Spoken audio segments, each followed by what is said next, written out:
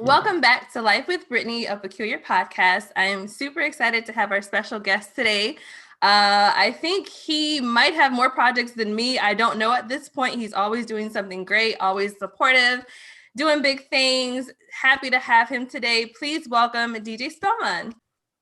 Thank you, madam. Thank you to you for having me on your platform.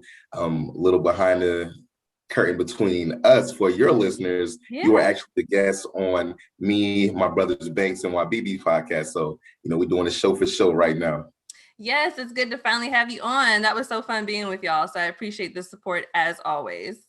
No doubt, no doubt. Yes. So we're going to go ahead and get started. I have 3 segments for you today. And then, of course, little things like I do with everybody. So we'll start with you as the educator, you as the author, and then we'll finish up rounding that off with the businessman. Okay?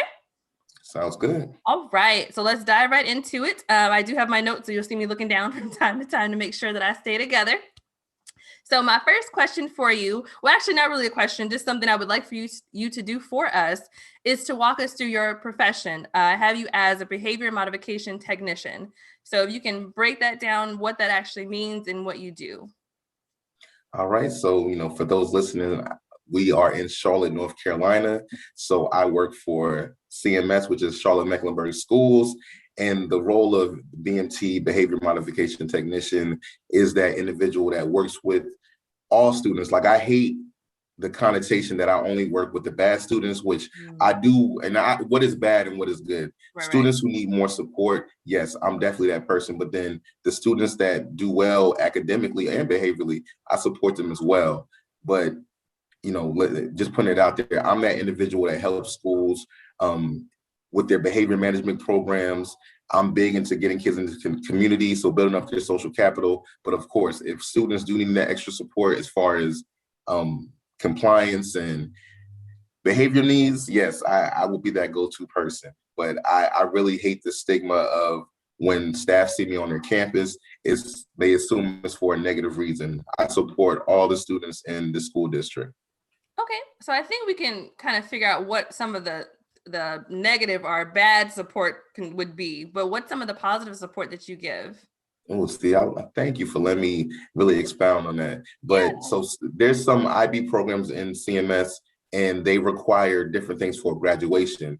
We have those programs all throughout. So some kids need amounts of service learning, community service to graduate. So they tap in with me for that. So sometimes I had kids who have gotten in trouble that need to do hours because they're in trouble, then mixed in with the students that are just doing community service because it's a requirement. So they get to intermingle, and then they kind of build and learn from each other.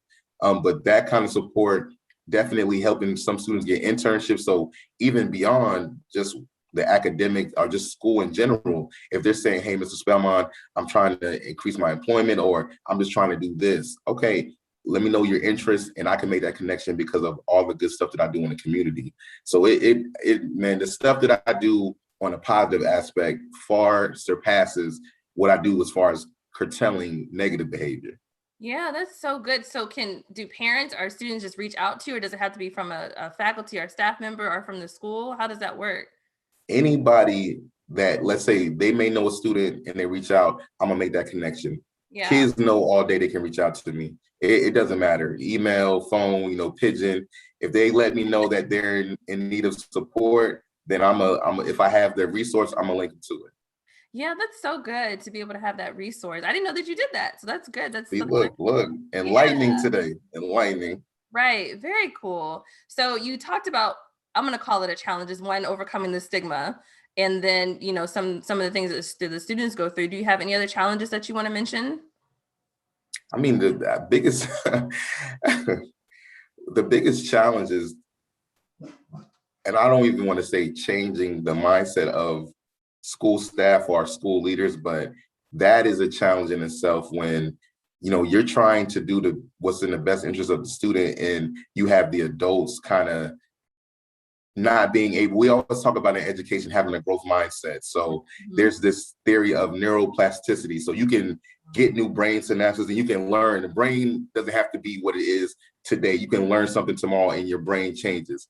So with that being said, there's some educators that look at some of our students like, well, they were bad last week or they were bad last year, and they can never rethink of that student in another way other than that negative time. So we want our students to have a growth mindset, but a lot of times I'm challenging the adults to say, hey, Barry White, practice what you preach. It can't just be the students having a growth mindset. I need you to rethink the way you look at this child, because they can grow too. Like, they're not going to be perfect. So one of the biggest challenges I have is with staff, to be honest. It usually works out that way, though. That's what it seems to be. Yeah. How do you overcome that? Being who I am, like my energy, you know me, so I'm very on it. So you can't sit here and tell me, oh, this kid is doing this. Okay, give me the data, or then show me what you've been doing with that student. How come I'm able to get the student to comply or to, whatever? Okay, oh, because you're a Black male. No, because I build a relationship with a student. It has nothing to do with that, because I build the same relationship with Asian girls, with Latino boys. It don't matter. I call them my sons and daughters. So I will give you a perfect example. My first year in CMS, one of my first assignments was working at Hopewell High School. And I had 2 white sons. They were the kids that I connected with because they didn't have nobody that poured into them the way I did. And so even the white teachers would ask me, how were you able to get those 2? They were friends. And I'm like, I just built a relationship with them. So when they hold me in a higher regard than you all, because we never built that relationship. So it has nothing to do with race. It's all about relationship and education, pretty much in life. The people you have a better relationship with, those interactions are far more positive. Yeah, that's so good. It's good to have a role model like that. And people don't understand, so much starts with just a simple conversation. It's looking at the individual, not just, trying to, like you said, one week they have a bad situation go on and then they still think they're a bad kid. No, that's not the case. Let's dig a little deeper. Why are they acting out? Why are they going through this? What's happening in their life? Building that, like you said, relationship. Super, super important. Yes. I think I can answer this question, but I know that's a rewarding component for you anyway, when you can, build those relationships. But for you, what do you find rewarding in that position? I mean, really, and it's funny because I just talked to some college kids the other day, and they asked me a similar question. Yeah. And it's going to be, the answer is going to go for both sides. Okay. When you pour into a kid and you plant those seeds, the most rewarding thing is when it clicks and you see that change. Like, not instantly, but you give it a couple of weeks, a couple of months, and then you start to see that the kid really they have received the message that you put out there.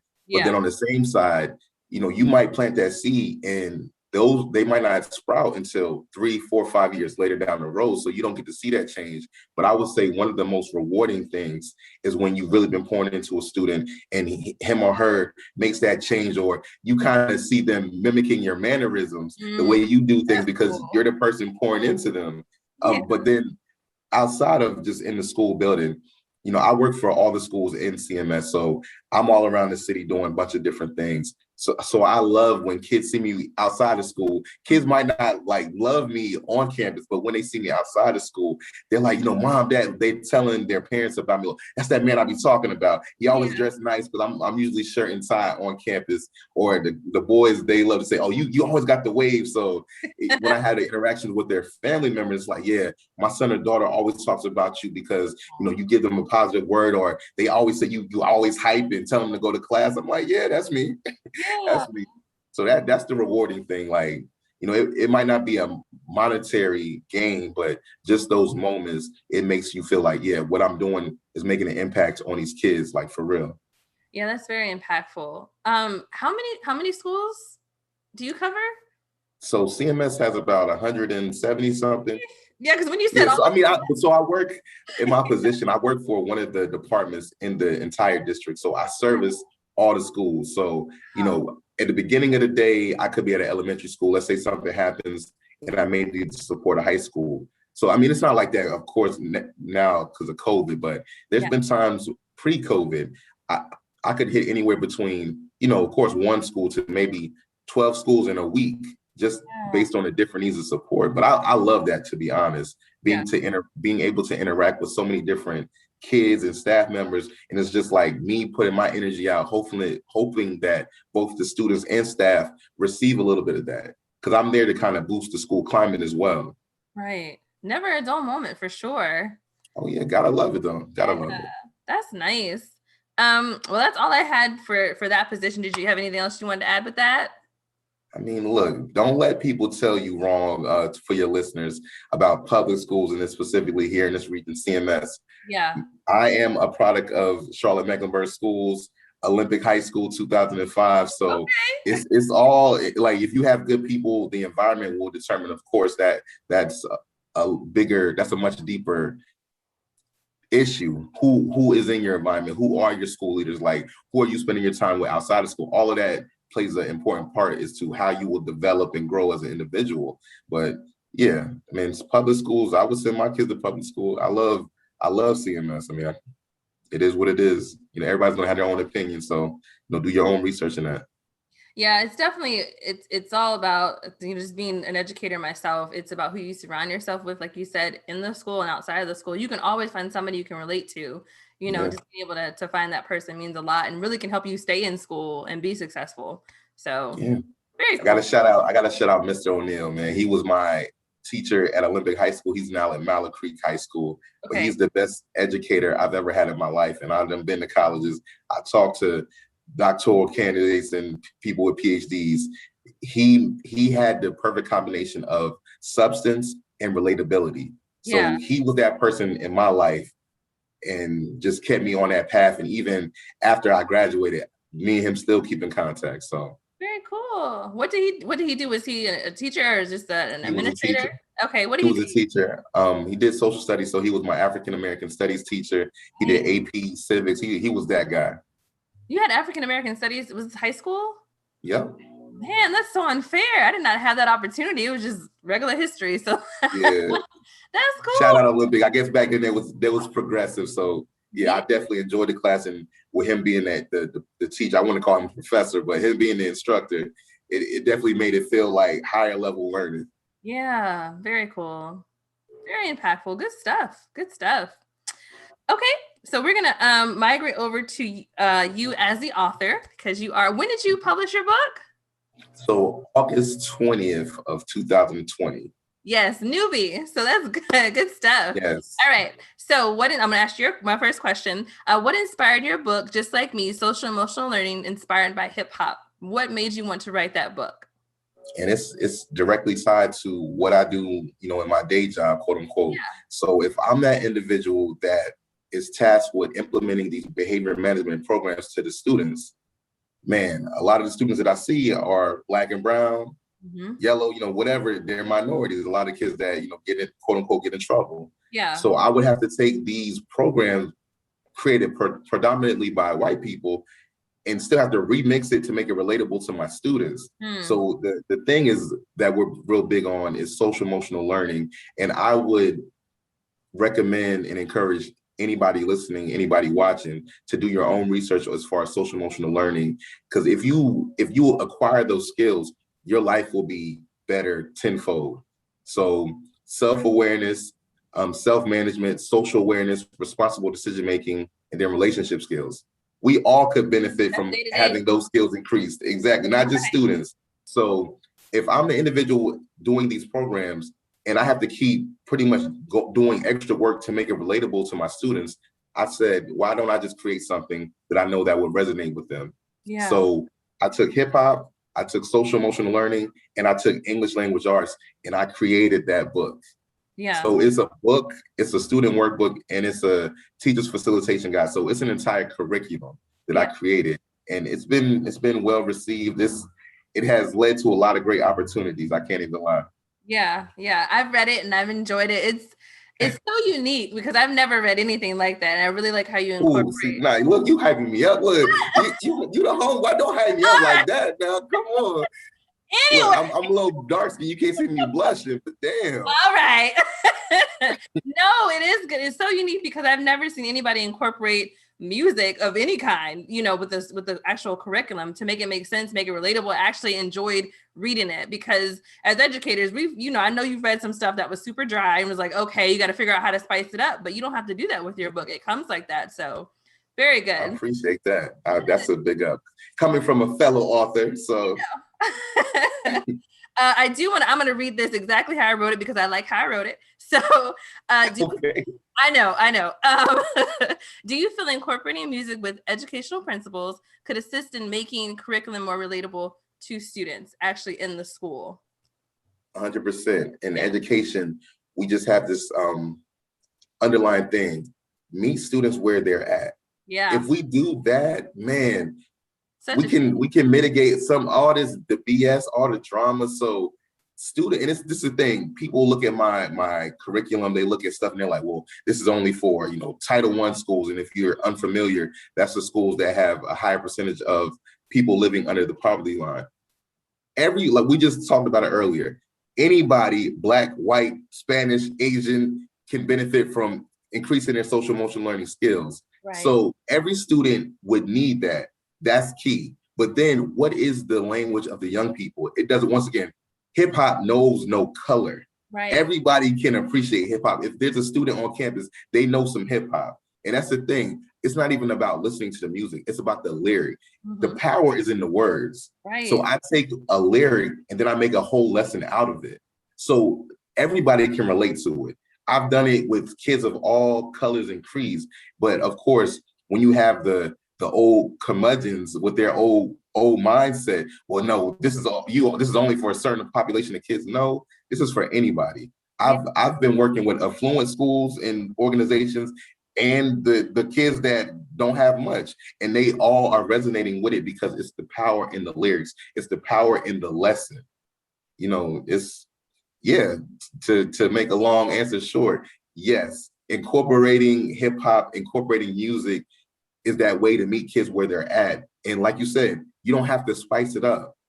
It's there. It's really turnkey. So Right. Kids are already like, dang, you got that lesson from this lyric. And it's like, I challenge them in the book too, to find those kind of messages in the music that they like. Now, of course, I'm older than my students. So the artists I reference, they may not be too familiar with them, but then I challenge them to say, okay, if you like, Pooh Shiesty, is there a way you can find the lyric and then relate it to one of these messages? So now I'm taking it deeper than just the book.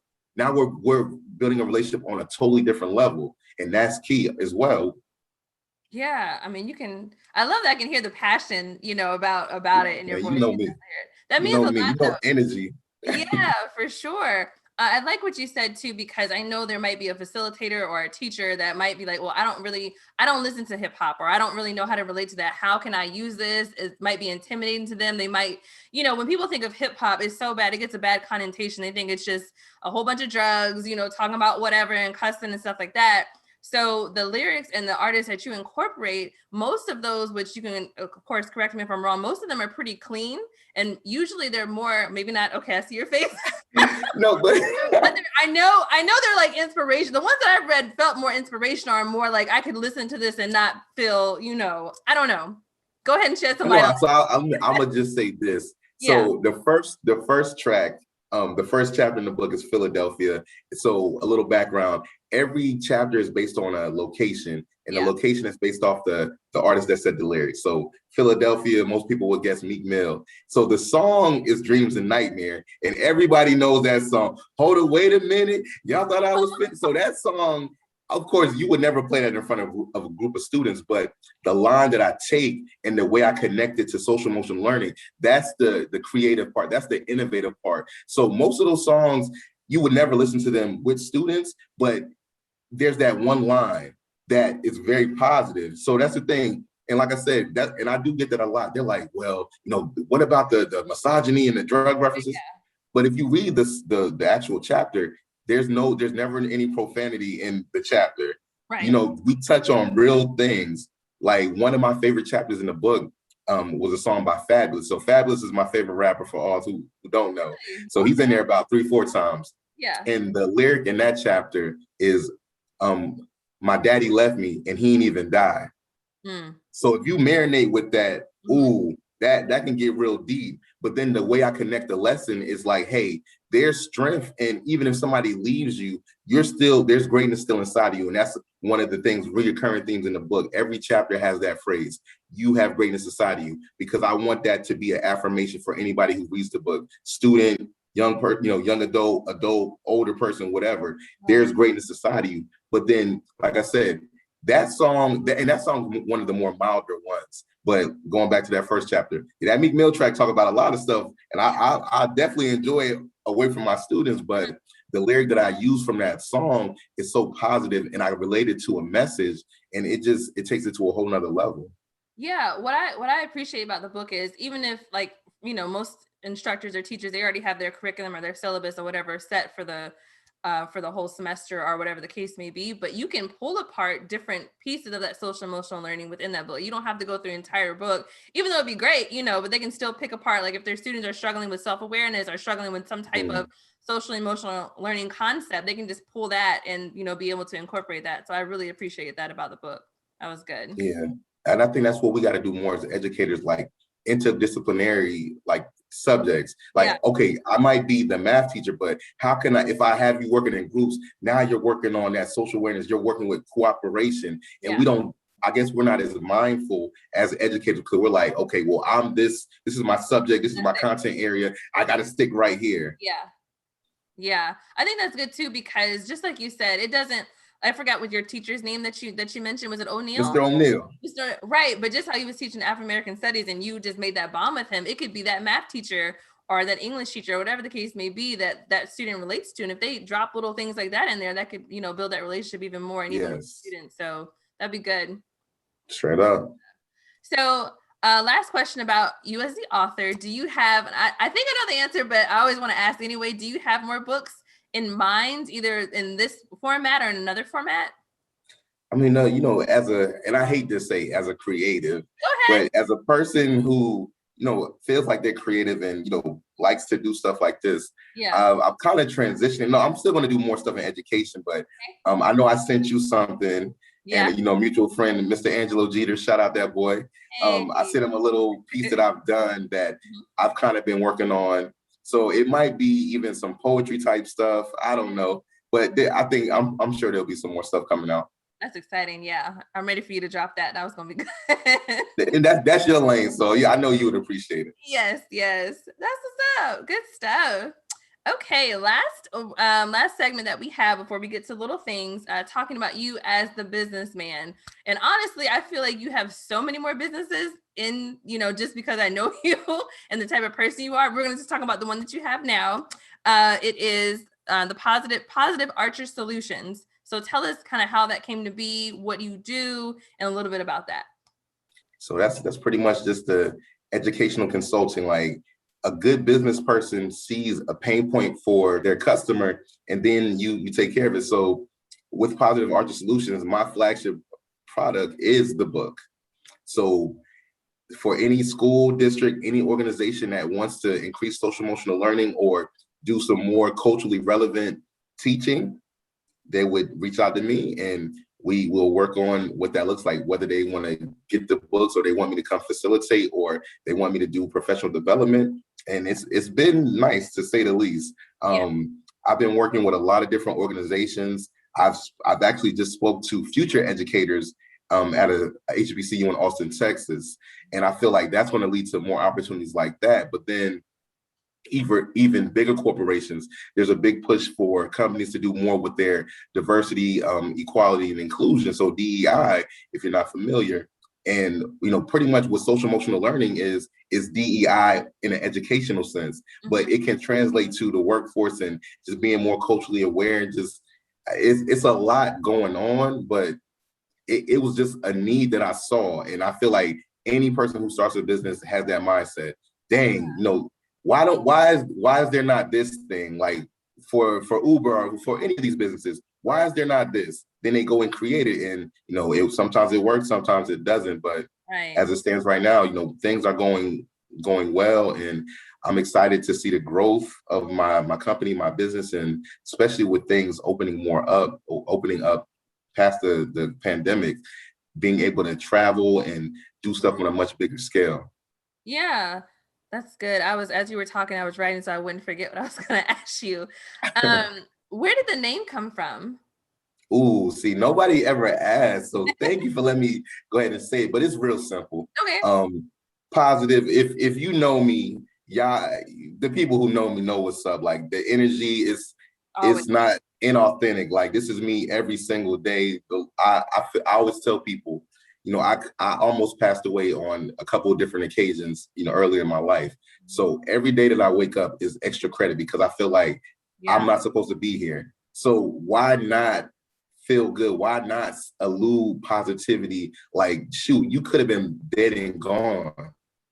And you out here tripping out, oh, they ain't text me back, whatever the case may be. What you tripping for? Like, nah, you woke up, like you still got life. Okay, things will get better. So positive, it speaks for itself. The Archer part, I'm a Sagittarius. So if anybody knows Sagittarius, it's the Archer. So positive Archer, and there's a lot of issues out there. I got the solutions. So positive Archer solutions, simple. That came together quite nicely.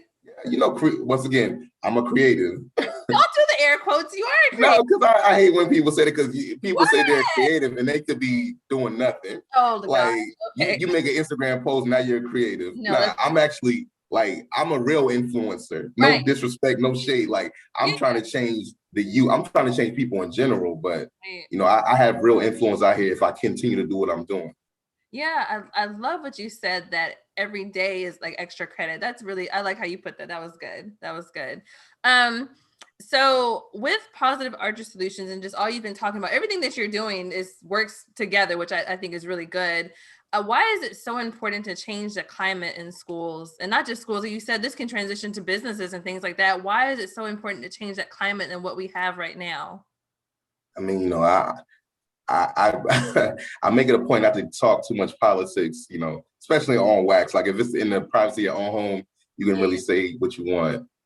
But if we just look at the climate, and that's the thing, people talk about the previous president and how all of these things just started when he became the president. Like, nah, this stuff has been going on for hundreds and hundreds of years. So it's like, even if I can make a little dent in the structure, the old guard, and change something, like I know we talked about on another occasion, I forget the young lady's name, but you know her name, and she talked about in her tech talk being a disruptor.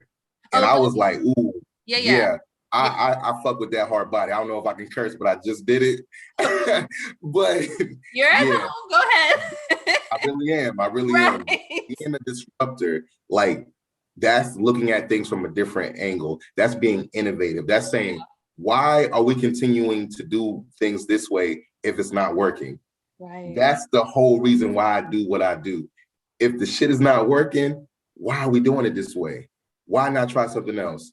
Okay, if I try it, then this is the thing I would say to people that are disruptors. So my fellow disruptors, my tribe of people out there, when you're doing these things, make sure you're getting the documentation, because there's going to be certain population of people that are saying, well, it sounds good, but where's the data?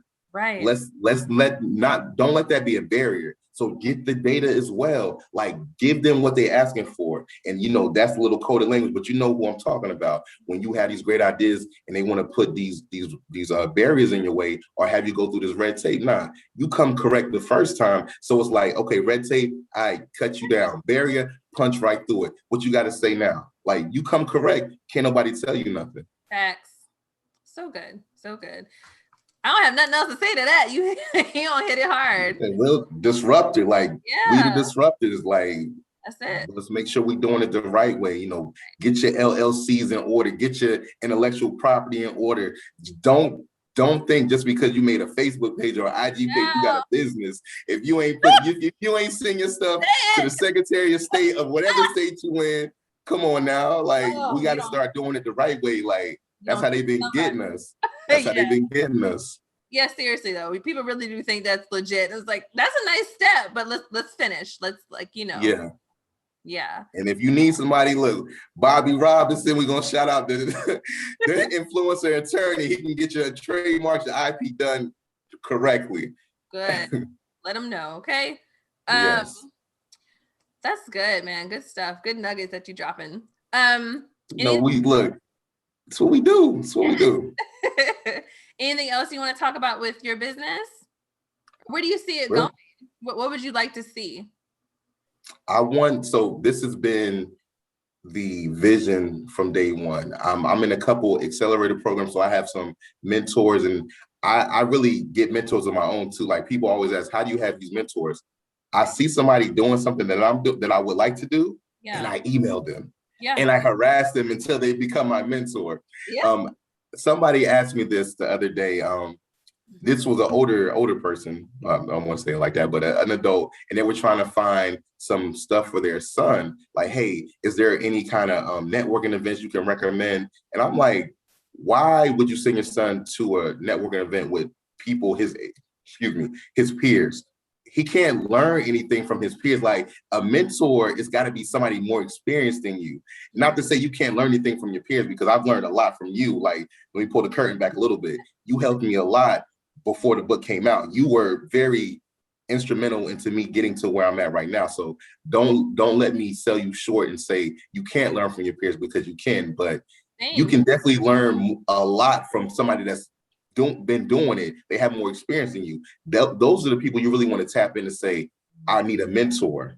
But as far as the vision, the first Black-owned social emotional learning firm, like right now, you know, I'm a startup, but I want to get to that part where, oh, I'm respected by Castle, which is the major player in social emotional learning. They're looking at me like, we need to collaborate, or when we doing these research, like we need to tap in with you because you have the cultural relevancy. You're doing all these things in the community. So yeah, I want to be up there. Like, yeah, they always talk about Black ownership, you know, buying back the block, you know, rest in peace, Nipsey. Everything needs to be vertically integrated. So everything comes from Positive Archer and it branches out to these other things. Yeah, that's what I want. That's what I want. And no, that's what I'm striving for. Yeah. That's a good look. It's happening. I mean, you got it. Yeah, you know me. You know I'm look. You know what I do. Good stuff.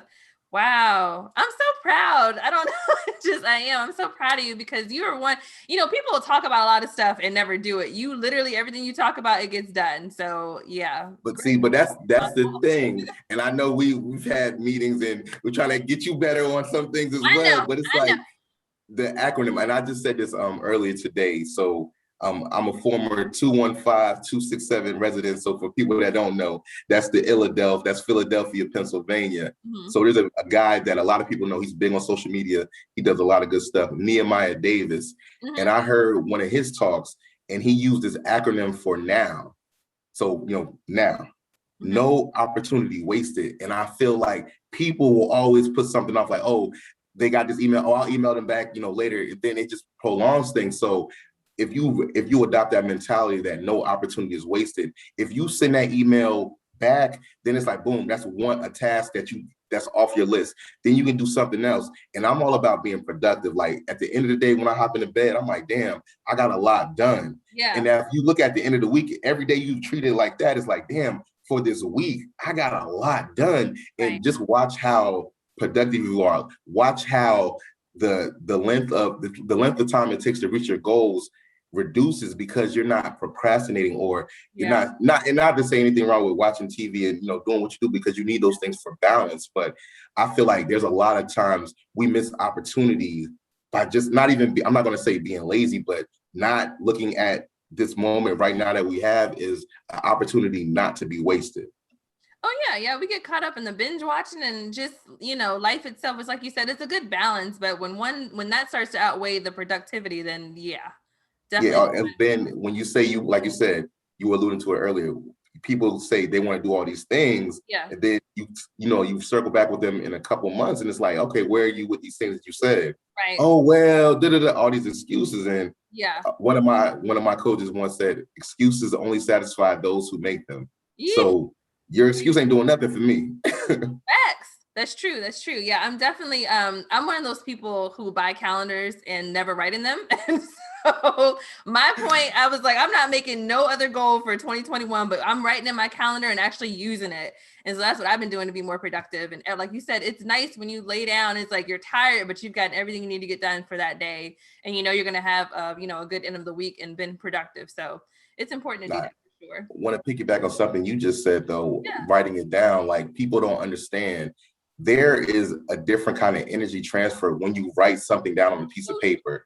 Like I know, tech where this is the technology age, the internet age, but when you get that pad and that pen and you write it down, like it connects to a different part of your brain. And even if it's something as simple as journaling, there's something therapeutic in writing it down. Like we overlook these things and we need to stop. We need to stop. We really do. Yeah, it does make a difference. When people start to do that, you really can see it. Like I have reminders on my phone, but I write everything else down. It's been more impactful that way. Yeah. Yeah. It's power. Right? Okay then. I don't have anything else for that. Any other last thing you want to talk about with your business? As far as the business, Positive Arches Solutions, the website is coming out soon. Shout out my boy Dre out in Bmore. He's my website builder. Nice. He's taking care of things. I know I've been dealing with this for a minute, and we finally getting things together. Good. So where can they find information about now? Okay, they can definitely hit me up on my IG. It's my personal. I have a Positive Archer Instagram account, but most of the stuff that I'm doing is just on my personal because it's really my brand as well. So Mr. Happy, people are going to look at it and pronounce it wrong, but it's mrjappi. So I grew up Latino, so Spanish J. So when you see Jose, you don't say Jose, you say Jose. So it's Mr. Happy with a J and an APPI. Yeah, but they can tap in with me. positivearcher@gmail. If you just want to like pick brain, we can do that too. I do that as well. Like I have a lot of good information and it doesn't serve me just to keep it. So if you're thinking about getting into that space, you want to do some more stuff in the community, I know a rack of people that you can tap in with. It's nothing. So true. You know everybody. Like you really do. You know a lot of people, which is a good thing. Yeah. Network. You build your network up. Yeah, for sure. Good stuff. Okay. So we are going to migrate to our very last section, which is pretty much my favorite because I like to learn little things about people. I feel like it makes us who we are. And actually, we're just going to transition right into what you just said a second ago, because I was going to ask you, how do you pronounce this? Because I didn't know. So my first little thing is, where did the name Mr. It's Happy come from? Where did that come from? Because I was about to pronounce the J for sure. So it came out of a drunk night, to be honest. Okay. Like that's really it. Like, but with me, I got a bunch of different nicknames. That's one of many nicknames. Okay. But like I said, just growing up Latino, and it just stuck. Like Mr. Happy, but then wanting to change the way it looked. Yeah. So the JAPPI was just a thing, and it just stuck. Like I said, one of many nicknames, but Mr. Happy, I know some people do say Mr. Jappy. It's whatever. I am who I am. So Mr. Happy is really what it is. But then Mr. Jappy, people call it. But it came from a drunk night. So tell us just a little bit, because you got London in the background. You just talked about growing up Latino. Give us a little bit about your background. Okay. So Mr. Happy is one nickname. So the nickname that people who know is like, Pusha T said, if you know, you know. Yeah. World Famous is my official nickname. Okay. So in Spanish, it's Mundo Famoso. But then most people just say Famoso or famous. I get famous a lot, Mundo Famoso. So you got London in the back because I was born in London. Okay. The accent is long gone, as you can tell. But if the accent was still here, it would be a problem. For all the young ladies out there, it would be a problem. But I digress. So all my siblings were born outside the continental USA. Okay. So me and my sister were both born in London, England, Stratford to be exact. And that's where they had the 2012 Olympic Games in my little section of London. So, I like Drake said, hardly home, but always repping. So I'm always repping for the UK. I still tap in with their music scene. I just keep up because it's a part of me. Like I lived a good percentage of my formative years there. So it's a part of who I am. Yeah. But then my youngest brother, my only other brother, was born in Guam. Wow. And Guam is it's a U.S. territory, but there's a lot of Asian influences there. So I've grown up with every section, but then just a lot of Latinos everywhere I've been. I dance it, like everybody knows me as, that they call me Dominican. My Spanish friends say, you're not black no more, you're Dominican, because I could dance bachata really good. So that's like one of my secret skills. And if you don't know bachata, just Google it, YouTube it. It's a nice dance that Latinos do. It's a matter of fact, it's really taking over the world. They have bachata contests all over the planet right now. Uh-huh. Yeah. So I mean, but just growing up Latino, like I do a lot of Spanglish just because of of that. Yeah, I'm just very cultured. Like I love my upbringing because of all the cultural influences. You know, I know a lot of the nicknames for different, Spanish countries, a lot of the nicknames for different Asian countries. It's family. Like, I'm of that mindset of that Tupac lyric and the song he had with Bone Thugs. I mean, it sounds a little morbid, but I'm gonna explain it. He Yeah. said, "We all gonna die. We bleed through similar veins." So if we bleed through similar veins, it doesn't matter you're black, white, Asian, Latino. That blood is all red. So we're all humans. We're all people at the end of the day. So I like to focus on the similarities, like what brings us together, then point out those obvious differences. Like that doesn't serve anybody. Yeah, that's so good. That makes you super diverse and very relatable to anybody having that. Yeah. Yeah, that's pretty cool. Do you ever want to go back and live anywhere else outside the United States? I mean, I want to go back and visit London for sure. Like I want to connect. Like I just feel in my being, I'm not saying if I actually go, when I go over there, it's going to trigger some memory or something. Because I was there for like 5-6 years. Like I was there for a good portion of time, and then was going all over the world. So I think I definitely want to go back. Of course, I would. This is just me being a personal reason. I would love to try to get my accent back because I had it coming over to the States. Yeah. I just feel like, if I had my accent, it'll be a wrap. Yeah. I mean, all you have to do is go over there for a couple months. It'll come back. So that's what they say, but who knows? Like, because a lot of people assume that I'm from New York, which I love New York. I got love for New York, but if I'm going to rep anything up north, it's going to be Philadelphia because I lived there for a couple years. So big up the city of brotherly love. Sounds good. Yeah, you can definitely I get the New York vibe too. So yeah, and that's the thing. When I tell people, I've been in Charlotte for a long time now. Like for a long time. They're like, "You're not from Charlotte." I'm like, I mean, it's home, but I'm not born and raised here. Right. Yeah. Interesting. That's a lot. Yeah. Good stuff though. Good stuff. Yeah. So my next little thing is, and we talked about this briefly, when I was figuring out what to ask you, this just popped in my head. So I don't remember what we were talking about, but you had mentioned that you played football in college. And I was like, oh, who knew? So tell us a little bit about that experience, what college you played for, how long you played, did you play in high school? A little bit of background with that. Yeah, so that's the thing. Like when people see me now, even though yesterday I got back on the flag football team, we won. So I was the athlete. Like I was the smart jock. Okay. I played football, basketball, baseball, soccer. I played sports all of my life. Yeah. And was still in, the advanced classes. Like I was a smart jock for what it's worth. But football kind of took over in high school. So I mean, not to sound conceited or whatever, I never played JV. So my freshman year in high school, I made varsity and I just stayed playing varsity. And that really stopped me from playing any other sports. My father's still mad at me because he feels like if I would have stayed playing baseball, I would have made it to the league. I love baseball. Wow. That's probably my most favorite sport, but football just did something for me. Like, and I kind of made it my own. So I got a full ride football scholarship to Virginia Union University. So a HBCU, a CIAA school out in Richmond, Virginia. So I went from the 704 and Richmond is the 804. Okay. So I went from the 704 to the 804. Yeah. And I mean, I loved it.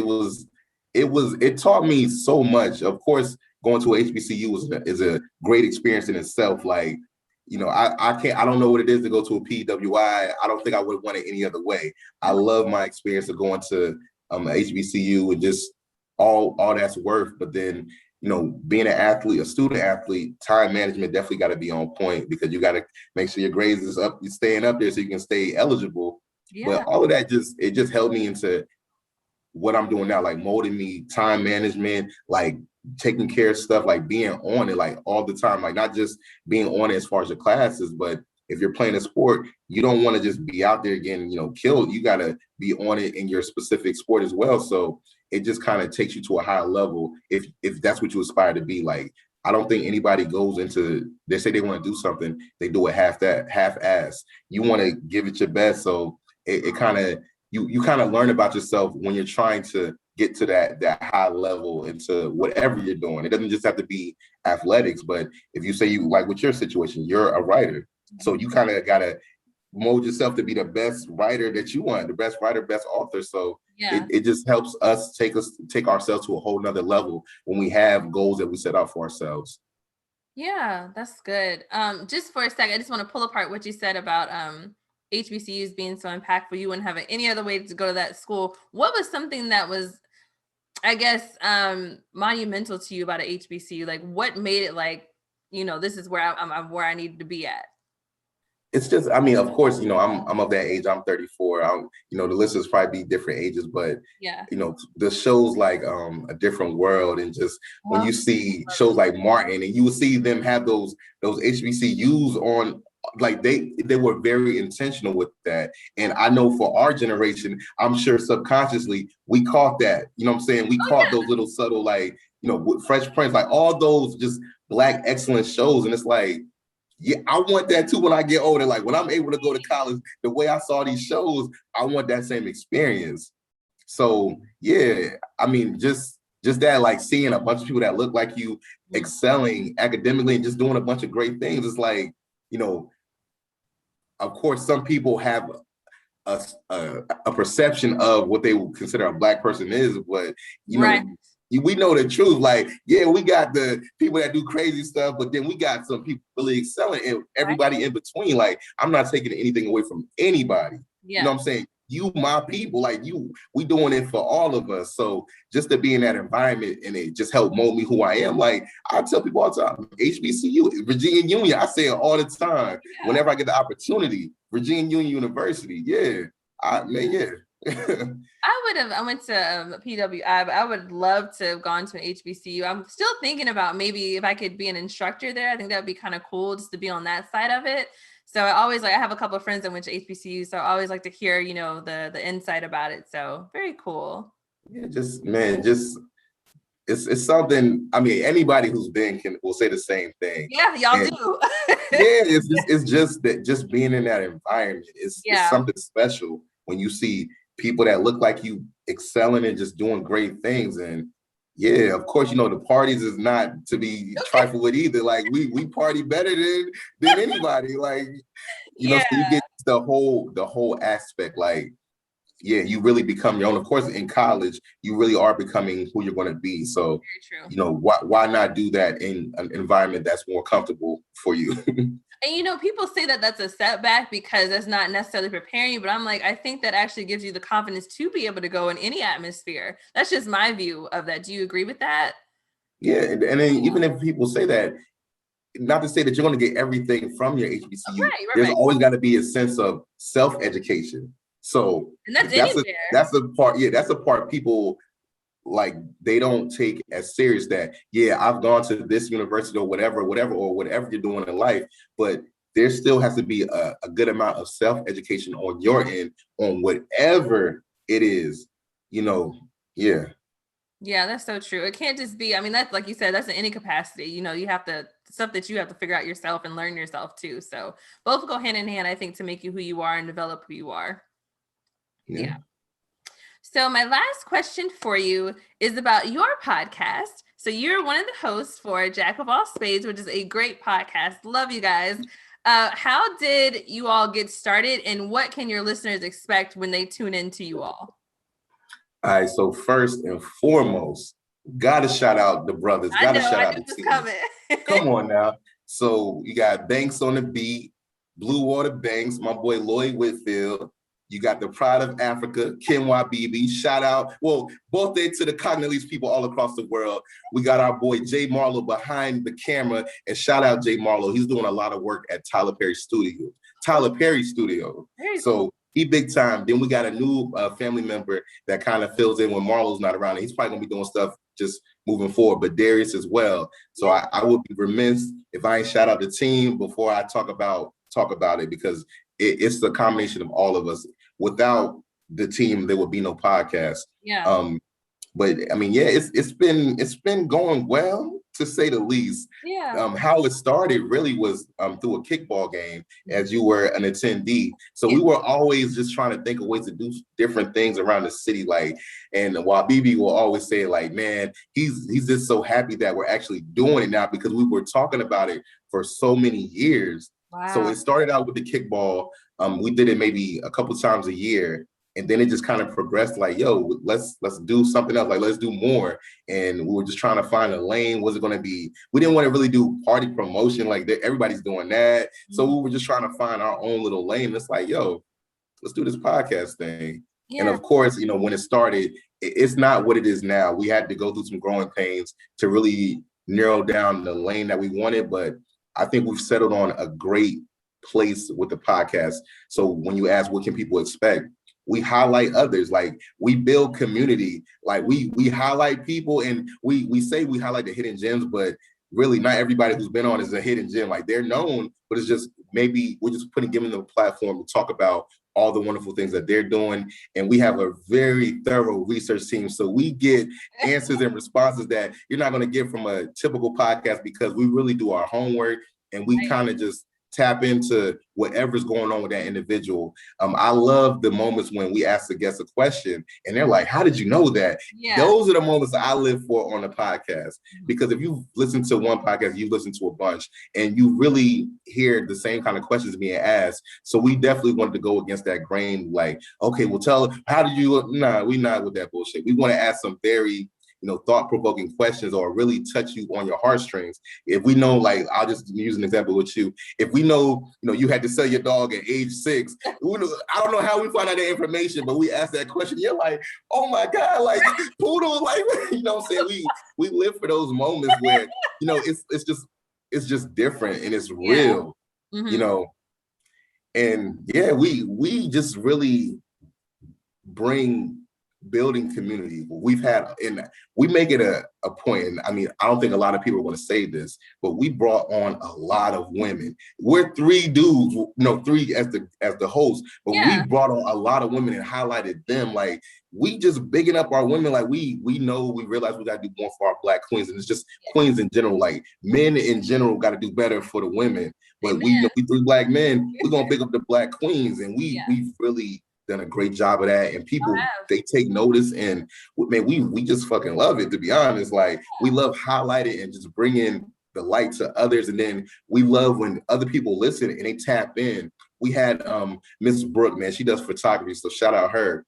One of our guests, China, who does a lot of fitness stuff, she did a prayer to close out the episode. Miss Brooke hit up China saying, hey, can you send me that prayer, because I want to start doing that with my family. And just, man, that had nothing to do with us.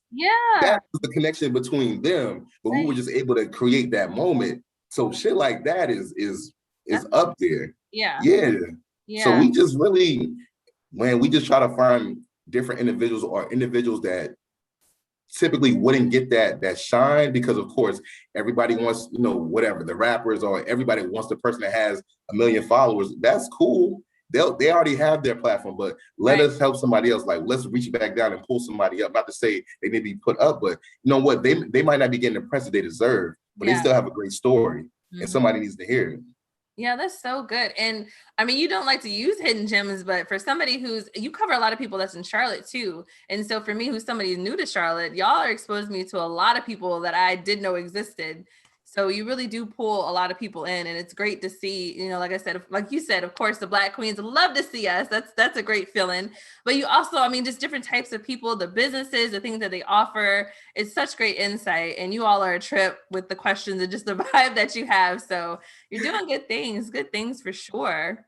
We appreciate that. So everybody listening to this podcast, the homework is to go tap in Jack of All Spades CLT on IG, Jack of All Spades on Apple, Google, all of that. Just tap in with us. The first episode you should listen to is Brittany's episode. But you know what I'm saying? Tap in with us, man. We show love. Like our little tagline is talk to us, we talk back. That's what we're about. Just continue to build. Yeah, I will say, like, so the Jack of All Spades podcast is the first podcast I've ever been on. I was super nervous because even though I talk all the time, you know, I teach communications. It's different when you're in the hot seat. Like, okay, I want to sound good. I want to make sure, you know, all these things going in my head. I felt so at home, and it was just such a good feeling. And just to be able to have that conversation, just expose people to what I was doing, it was such an honor. And so I appreciate you fellas for doing that. And then y'all are so supportive. Every week, y'all are shouting out somebody. And so, you know, we definitely see that. So not just me, I know other people see that too. So definitely keep doing what you're doing with that. It's been great, one, to be a guest, and then also to be a listener too. We appreciate it. But just about that too, because it's like, how much does it cost anybody to shout somebody out? Nothing. You know what I'm saying? And people even ask us, they're like, yo, how much did this business pay you to do this? No, they ain't pay us. Like, we just did it for the love. Like, right. I know that's rare. That's an anomaly. People just doing things like that without wanting anything in return. Like, yeah, we are a little bit different. We just big up the good energy. Like, we just try to bring value to others. Like, I don't even want to sound too savvy, but yeah, we try to bring value to others. I mean, eventually it'll work out. Like, the good energy you send out will come back. Like, we're not selfish. We're selfless a lot of the times. Yeah. We just, man, we're gonna keep doing this shit. Like, we're gonna keep sending out good energy. Yeah, keep doing it. We're listening. We're enjoying it. So yeah, that is all that I have. Is there anything else? Is there anything to talk about? Well, go ahead. No. I'm waiting for that super exclusive question. You know what I'm saying? How we go deep for the people. I don't have anything else. You feel free. The platform is yours. If you want to say anything, you're more than welcome. Protect the innocent. If there's a question. If it's a question, I definitely answer, but I'm not offering up no free, like some juicy stuff. Okay, that's cool. Well, I want to thank you, DJ, for coming on. People don't know, like, you're super supportive of most of everything I do, just about everything I do. And what you don't support, I'm not going to say interrogate, but you get to the bottom line. You do, like, you'll ask me hard questions, and I'm like, you know what? I really wish you wouldn't have asked me that, because I was doing just fine. But then when I sit back, I mean, no, I really need to dive deeper. So I always appreciate the conversations that I have with you. You help me stay on task. You're my accountability partner, even if you don't know it. And so I always appreciate that. Nah, it's love. It's like, I really can't say it no other way than this. When people send out good energy, you want to keep those people around you. So, Of course, when we met at the kickball thing, you say you were an author, or we just tapped in, we found out you was an author. Shit, we need to have her on the podcast. Yeah. Then I was on my journey, and I'm like, well, shit, I can learn. That's the thing. People don't want to learn from others. They think they know it all. Nah. Like, I was like, you have information that can serve me. You can help me. Yeah. So then we just kind of built it from there. But yeah, trying to get your schedule straight. Like, yeah, you be saying some shit. I'd be like, nah, I don't fuck with that. Right. I'm like, yeah, but it's like it's an energy transfer. Like, you help me. Like, you'll help me think about things in a different way. And I'm sure I know I've done that for you. But it's just good energy. Yeah. It's all good. I appreciate you for sure. And thank you for coming on my podcast. It means a lot. Finally was able to get you on here. So that's good. Well, thank you, Life with Brittany and Peculiar podcast listeners. That is all that we have for you today. Oh, wait, before we go, you said your Instagram, right? Do you have Facebook? I have Facebook, but I'm not that active, so I won't even say it. That's great. So the website is coming, and so when you get that, I'll definitely promote that for you as well. You did say your Instagram, your personal Instagram, and Jack of All Spades, right? Yeah, so they can, if you go to Jack of All Spades CLT on IG, it has all our handles, but mine is Mr. Happy, and that's MRJAPPI. That's my personal. You can tap into all the stuff that I'm doing, good energy all day. But yeah, Jack of All Spades. You can go to Positive Archer CLT. It's just a little bit of stuff, but as I continue to grow, I'll be doing more from that. I need to get a social media person, because I know how that goes. Yeah. All that good stuff. Great. All right, y'all. Until next time. Bye.